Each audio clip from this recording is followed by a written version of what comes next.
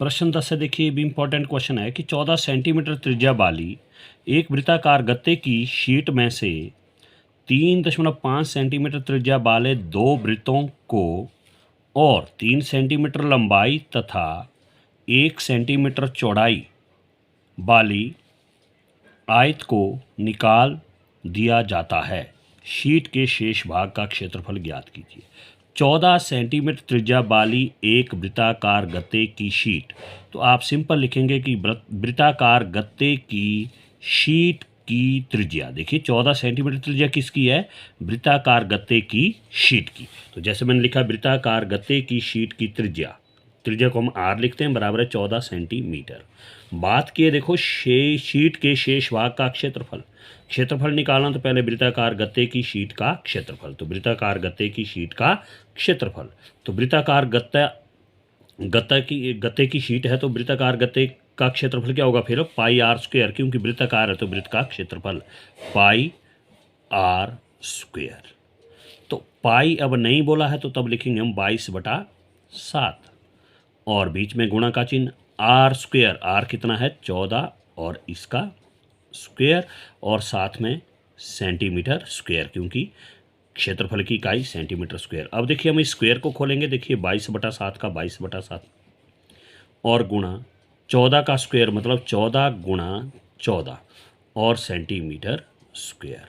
तो अब देखो गुणा करती बारी आप ऊपर नीचे काट सकते हैं। देखो 7 कम 7, 7 दूने 14, तो यह हमारे पास देखिए 22 गुणा 2 गुणा 14 और सेंटीमीटर स्क्वायर।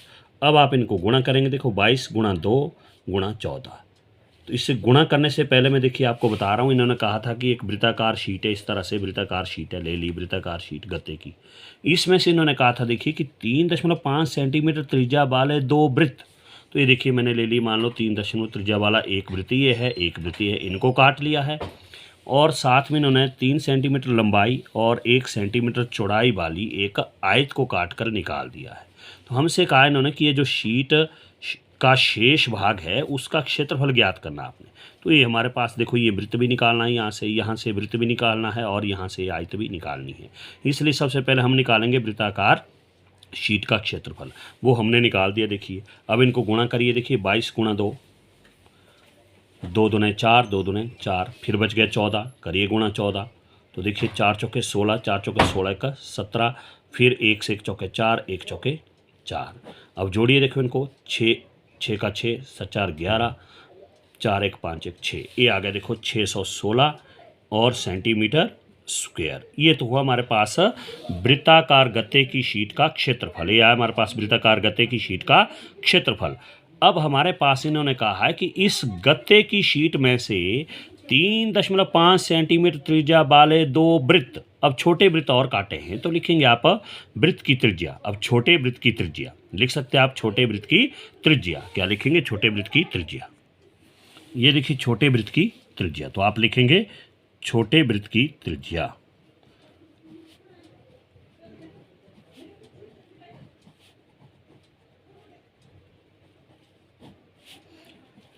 त्रिज्या को हम आर लिखते हैं, वो भी आप लिख सकते हैं। आर बराबर है कितनी कहा है इन्होंने? 3.5 सेंटीमीटर। तो निकालिए, देखिए उन्होंने काटे हैं दो वृत्त, तो हम लेंगे इसलिए एक छोटे वृत्त का क्षेत्रफल, तो इसलिए एक छोटे वृत्त का क्षेत्रफल।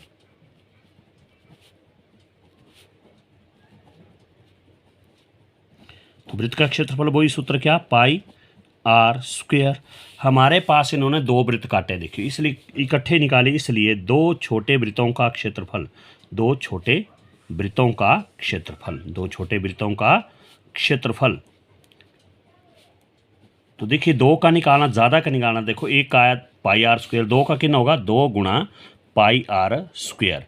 जैसे आप एक पेन 10 रुपये की लेते हैं, दो कितने की पड़ेगी? 2 दाए 20, यानी कि ज़्यादा का निकालना तो गुण होता है एक वृत्त का क्षेत्रफल पाई आर स्क्वायर, 2 का 2 गुणा पाई आर स्क्वायर। अब हम वैल्यू डालेंगे, देखो 2 का 2 गुणा पाई की जगह 22/7, आर की जगह हमारे पास 3.5, तो 3.5 और इसका स्क्वायर और साथ में सेंटीमीटर स्क्वायर, जो चला हुआ है वही लिखेंगे। अब देखिए 2 का 2 गुणा 22/7 का 22/7, गुणा 3.5 का स्क्वायर का मतलब 3.5 को 2 बारी गुणा 3.5 गुणा 3.5 और सेंटीमीटर स्क्वायर।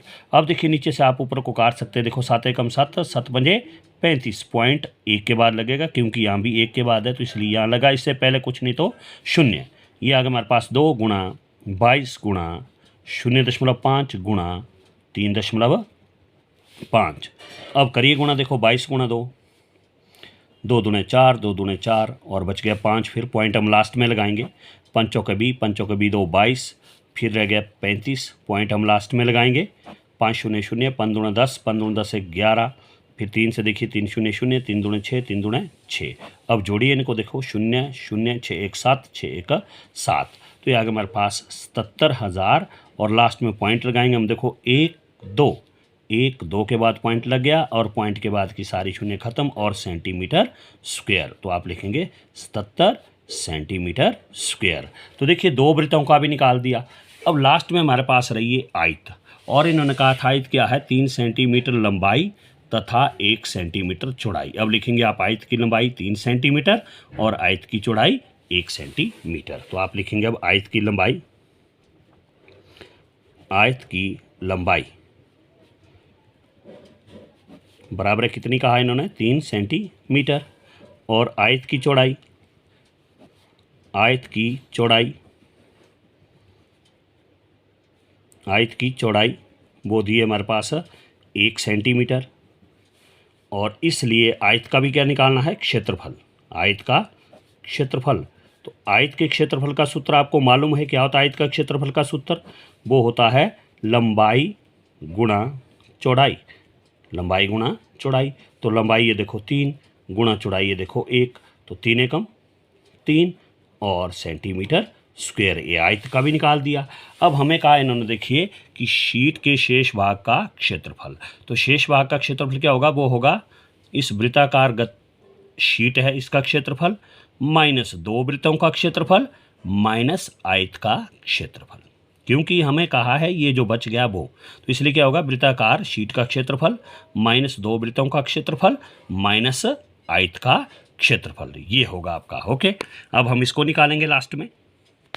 तो अब आप लिखेंगे शीट के शेष भाग का क्षेत्रफल बराबर वृत्ताकार शीट का क्षेत्रफल माइनस 2 वृत्तों का क्षेत्रफल माइनस आयत का क्षेत्रफल। तो अब देखिए शीट का क्षेत्रफल आया था हमारे पास 616, ये आ गया 616 सेंटीमीटर स्क्वायर, माइनस 2 वृत्तों का क्षेत्रफल आया था 77 centimetre square, 77 centimetre square, minus आयत का क्षेत्रफल आ गया हमारे पास 3 सेंटीमीटर स्क्वायर, 3 सेंटीमीटर स्क्वायर। अब आप अगर ध्यान से देखेंगे, देखिए 616, इससे पहले प्लस का चिन्ह केवल प्लस का है, बाकी ये दोनों माइनस के, इसलिए प्लस वाला अकेला रख दिया, 616 सेंटीमीटर स्क्वायर। अब देखो ये भी माइनस का, ये भी माइनस का, 77 भी माइनस का और 3 भी माइनस का, दोनों माइनस के होंगे जमा, लेकिन चिन्ह आएगा माइनस का। 7 3 10, 7 1 8, ये आ गया माइनस 80 सेंटीमीटर स्क्वायर। देखिए दोनों माइनस के हैं, होंगे जमा लेकिन चिन्ह आएगा माइनस का, ठीक है।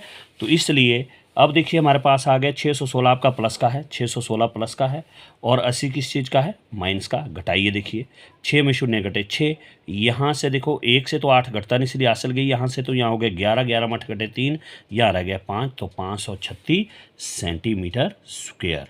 तो ये आपके शीट के शेष भाग का क्षेत्रफल होगा। तो इस तरह से करेंगे आप, इसको ध्यान से करना, और ज़रूरी सवाल है तो ढंग से करना। ओके,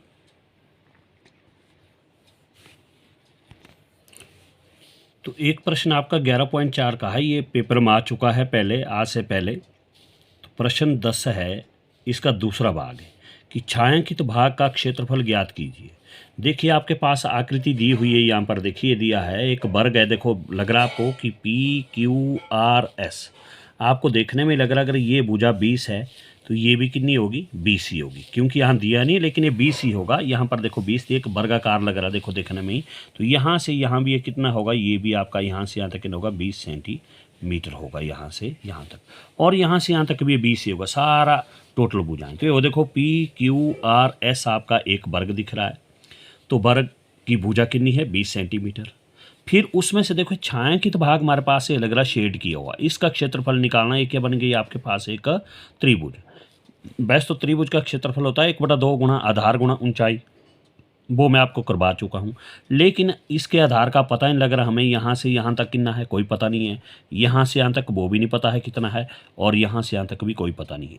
इसलिए सिंपल सा अगर आप देखें तो इस छायांकित भाग का क्षेत्रफल क्या होगा, देखिए जब आप वर्ग के क्षेत्रफल में से एक त्रिभुज इसको काट के बाहर फेंक देंगे, और इस त्रिभुज को भी काट के बाहर फेंक देंगे, और इस त्रिभुज को भी काट के बाहर फेंक देंगे, तो हमारे पास क्या बचेगा, केवल ये बचेगा हमारे पास। जब आप कैंची से मान लो काटना चाहे तो इस टुकड़े को काट के फेंको, इस टुकड़े को भी काट के फेंको, और इस टुकड़े को भी काट के फेंको, तो हमारे पास केवल ये शेडेड रीजन बचेगा। तो इसलिए फेंकने का मतलब क्या, काट के फेंकने का मतलब कि वर्ग का क्षेत्रफल माइनस त्रिभुज इसका क्षेत्रफल, कौन सी, यू आर क्यू इसका क्षेत्रफल, माइनस त्रिभुज टी एस यू का क्षेत्रफल, माइनस त्रिभुज टी पी क्यू का क्षेत्रफल, ये घटेगा आपके पास। ठीक है, तो इसलिए क्या होगा इसका सिंपल सा, सबसे पहले तो वर्ग की भुजा, वर्ग की भुजा, वर्ग लिखना तो लिख सकते हैं पी क्यू आर एस की भुजा, पी क्यू आर एस की भुजा बराबर है कितनी, वो 20 सेंटीमीटर। तो इसका मतलब वर्ग के क्षेत्रफल में से घटेगा, तो इसलिए वर्ग का क्षेत्रफल, इसलिए वर्ग पी क्यू आर एस का क्षेत्रफल। तो वर्ग का क्षेत्रफल क्या होता है भाई, वो होता है भुजा गुणा भुजा, क्या होता है, भुजा गुणा भुजा। तो भुजा गुणा भुजा, देखिए भुजा आ गई 20 और गुणा दूसरी भुजा भी कितनी होगी 20, और क्षेत्रफल सेंटीमीटर स्क्वायर, ये हो गया। तो अब देखिए इसको आप गुणा करिए तो 2 दूणे 4, 1 2 शून्य की 2 शून्य लग गई, और सेंटीमीटर स्क्वायर, ये तो हो गया वर्ग का क्षेत्रफल।